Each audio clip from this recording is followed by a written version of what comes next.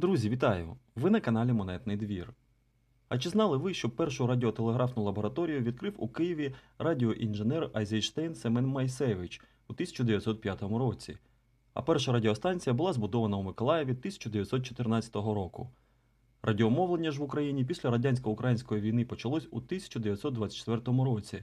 16 листопада 1924 о 19:00 в Харкові, тодішній столиці УРСР, через малопотужний передавач вийшла в ефір перша вітчизняна радіопередача. З гучномовців пролунало: «Алло, алло, алло! Говорить Харків, говорить Харків, говорить Харків». 15 листопада 2024 року на честь сторіччя початку мовлення українського радіо відбулась урочиста презентація нової пам'ятної монети «100 років із часу заснування українського радіо». І цей огляд присвячений саме цій монеті. Тож з вас вподобайка та підписка, та розпочинаємо. Протягом своєї історії українське радіо переживало різні періоди, зокрема часи репресій, Другу світову війну та проголошення незалежності України у 1991 році. Але за будь-яких обставин радіопередачі продовжували виходити українською мовою. Сьогодні, в умовах російської агресії, українське радіо є важливою складовою інформування суспільства, досягаючи кожного куточка нашої країни, допомагаючи відстоювати національну самобутність та протидіяти ворожій пропаганді. Саме тому ми вирішили присвятити нову пам'ятну монету «100 років із часу заснування українського радіо» найстаршому українському мовнику, який здобув довіру поколінь, слухачів і став справжнім стратегічним мовником, надійним джерелом інформації та платформою для єднання українців, яка інформує, розважає, навчає та консолідує громадян як всередині країни, так і за її межами, сказав на презентації монети Олексій Шабан. Пам'ятна монета присвячена сторіччю першого українського радіомовника, який безперервно працює з 1924 року. Українське радіо – найбільша радіомережа та найстарша розмовна радіостанція України, яка вже протягом століття є надійним джерелом інформації. До 2017 року українське радіо було державним радіомовником, з 2017-го входить до складу суспільного мовника – Національної суспільної телерадіокомпанії України. Українське радіо відоме, зокрема, масштабною щорічною акцією, яка об'єднує українців по всьому світу навколо української мови – всеукраїнським радіодиктантом національної єдності, що відбувається з 2000 року.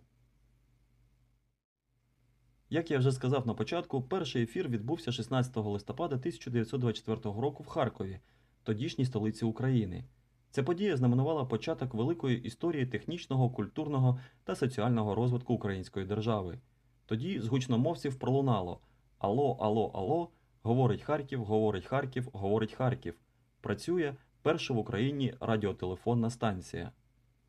У 1934 році українське радіо переїхало до Києва, коли місто стало столицею. Будівництво Київського телерадіоцентру розпочалось 1949 року, а перша передача з київських студій вийшла 6 листопада 1951 року.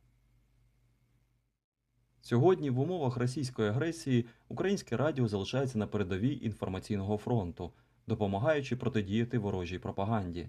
Нині найбільша радіомережа мовить на 4 каналах і пропонує щогодинні новини, аналітичні випуски, а також програми в прямому ефірі про політику, економіку, культуру та соціальні питання. Цінним її надбанням є художній фонд, що налічує понад 100 тисяч фонограм, які є вагомою складовою національно-культурного надбання. На аверсі монети в центрі композиції розташований малий державний герб України, навколо якого багаторазово повторюється фраза «Говорить Київ», що акцентує увагу на історичній та сучасній ролі Києва як центру комунікації. Цей елемент також відображає стилізований фрагмент лінії зіткнення і поширення радіохвиль над окупованими територіями, що символізує важливість українського радіо у відстоюванні національної самобутності та протидії ворожої пропаганди. Угорі зазначено напис «Україна», ліворуч номінал 5 з графічним символом гривні горизонтально, рік карбування 2024 вертикально, нижче логотип банкнотно-монетного двору Національного банку України. На реверсі монети стилізовано зображено поширення радіохвиль, джерелом яких є крапка над літерою «І» у слові «радіо». Ця літера зображена у вигляді своєрідної щогли, що символізує ідентифікацію саме українського радіо. Під композицією розміщено напис «Українське радіо 1924», що означає рік заснування найбільшої радіомережі України. Сувенірне пакування ж виглядає повноцінним продовженням дизайну монети та гармонійно доповнює його.